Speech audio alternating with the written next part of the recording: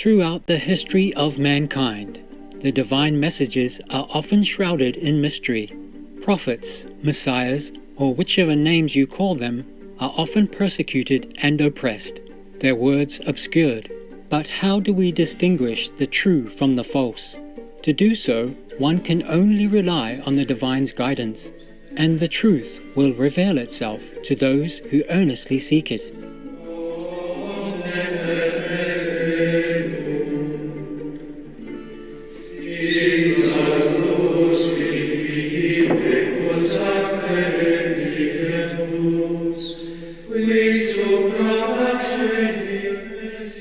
In this episode, we continue our examination of Joe Biden's broken promises in relation to Mother Shipton's premonition. The king shall false promise make, and talk just for talking's sake. Some samples of Biden's false claims and promises. Political matters. A president of disunity. Let's start afresh. All of us.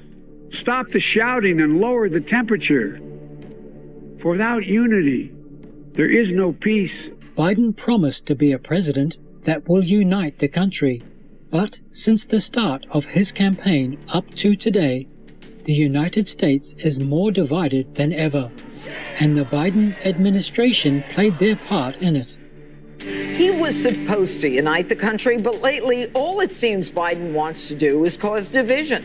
It's been a full week of Biden's relentless attacks on those semi-fascist MAGA Republicans. I don't respect these MAGA Republicans. The MAGA Republicans are destroying America. They don't believe in democracy. The MAGA Republicans in Congress. I think we're more divided than we ever were. Far more. He's the most divisive president in the history of the United States, at least in my lifetime.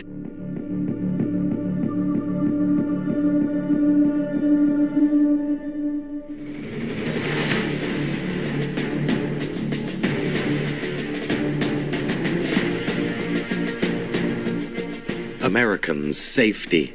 Before the elections, he claimed he wanted America to be safe from crime, looting and violence. But crime rates have been rising since his administration settled in the White House.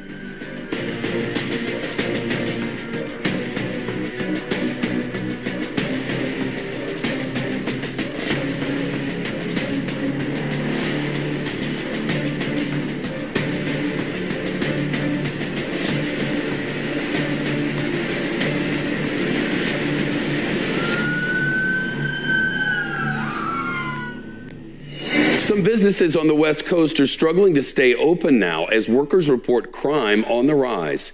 A Starbucks spokesperson announced yesterday the coffee chain is permanently closing 14 stores, 6 in Seattle, 6 around LA, 2 more in Portland, Oregon. The Wall Street Journal reports the moves come after employees complained about safety concerns and rampant drug use among customers and people out on the street. Meantime, multiple 7-Eleven locations closed last night in Southern California after a series of shootings and violent robberies at the stores. Violent crime is way up and claiming victims here in Los Angeles at a rate we haven't seen in decades. Already this year, at least 143 people have been murdered. Hundreds more have been shot. So far in 2022, crime is up nearly 45% from last year. Nationally, homicide rates have risen by an average of 37% in the biggest cities. So far this year in Chicago, violent crime is up 36%, and Los Angeles 6% compared to the same time last year. Despite the rise in crime, Biden and his administration have expressed support for weakened bail policies. A national strategy released on October 2021 stated, "And we will work to end cash bail and reform our pretrial system. This system allows those arrested for crimes, including violent and repeat felonies, to go free until their trial, effectively giving them the freedom to commit further crimes against members of society in the meantime." Let me use this as an example. Police in New York arrested a man for a random and unprovoked murder aboard a subway train last weekend.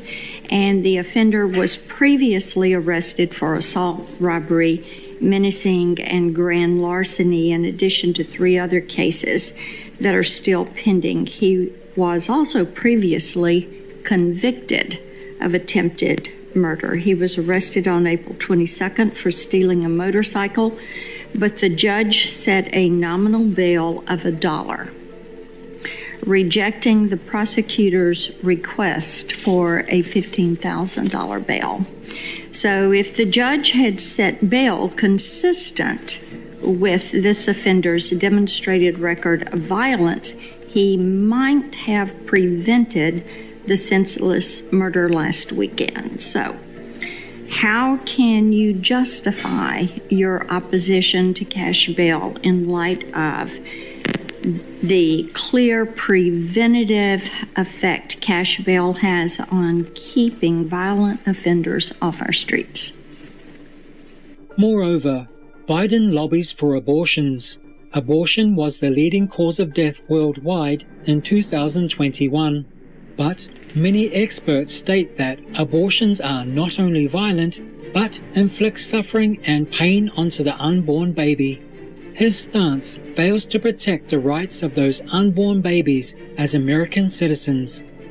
Congress must restore the right that was taken away in Roe v. Wade and protect Roe v. Wade. The Vice President and I are doing everything to protect access to reproductive health care. Well, already more than a dozen states are enforcing extreme abortion bans. Make no mistake about it. If Congress passes a national ban, I will veto it.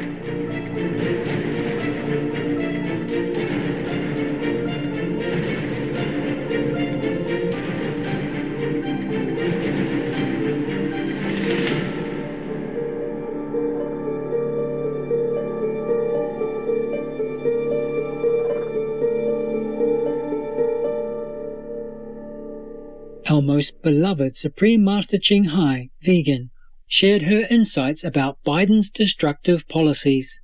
The people in the White House right now who support the worst abortion bill in the history of your country, they are devils. They're working for the devils. They're evil. Yes, Master. Because no one would like to kill babies that way. Oh, God, even up to the day of birth. You hear me or not? Yes, on the Master. news, it's not me who talk. It's in their abortion law. Yes. Protecting the murderers, earning money from that. Terrible. Even in any war, there cannot be so many deaths like that. In the Iraq war, they had 4,500 something soldiers dead, American soldiers. Yes. In Afghanistan, they had 2,400 dead soldiers, even in the war, and in other wars also. Yes, Master. Not innocent people, innocent babies die in millions like this, tens of millions, just in a short period of time. Talking about pre-kindergarten, so care for whomever. Oh, God. It's all devil's talk. Yeah, Yes. they don't even know what they're talking about. Yeah. According to this, they're just blah, blah. Yeah. Yes. Like somebody has written the text and they just read it. Yeah. How can you do things opposite to what you say? Yes. And worse, and just killing innocents by millions like this? Yes. Looks like this Biden and administration, they are all out for blood. They're out to destroy your country. They're out to kill all the whatever they can, in whatever means they can, up to now. Yes. Babies, children are the future of any country. Yes. Everyone knows that. And they go ahead just killing them. Just make it so easy and simple. Even pay for it. Huh? Yes. Yeah. Many people are hungry. They don't care. They want to pay for killing their own citizens. Yes, Master. If that is not civil war, then what is it then? Failing to better the lives of working-class Americans. In his tweet the day before the election, Biden highlighted that he would work for middle-class and low-income Americans. He said it again weeks after. It's time to reward work, not just wealth in America. But during his first year in office, among households making less than $40,000 a year, 71% were suffering hardships due to inflation. And as of July 2022, 71% of all US workers were struggling to meet their cost of living as inflation was out of their capacity. American households are officially struggling just to survive. 17% of them missed or delayed payment of their utility bills. The survey says that these citizens could come under pressure to make cuts in their other spending in order to keep the lights on.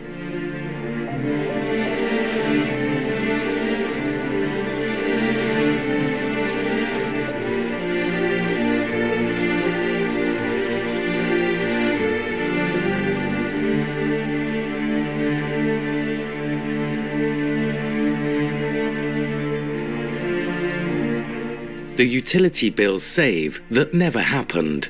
An opinion piece appearing under his name in the Wall Street Journal. And in it, he wrote these words, quote, "A dozen CEOs of America's largest utility companies told me earlier this year that my plan would reduce the average family's annual utility bills by $500 and accelerate our transition from energy produced by autocrats." Well, not so fast. Even the Washington Post, which until very recently has been the modern-day corporate Pravda of the Biden administration, found this to be too much. Their fact-checker, the reliably left-biased Glenn Kessler, awarded Biden's claims 4 Pinocchios, pointing out that there was no reference to the savings in the transcript of the meeting with the utility executives, nor in the readout either, and that, in fact, most of the cost reductions he's referring to come from the reduced cost of driving and are expected to kick in around 2030 when Biden will be out of office and will probably not be allowed to drive anymore anyway. We will look into more of his broken promises next week.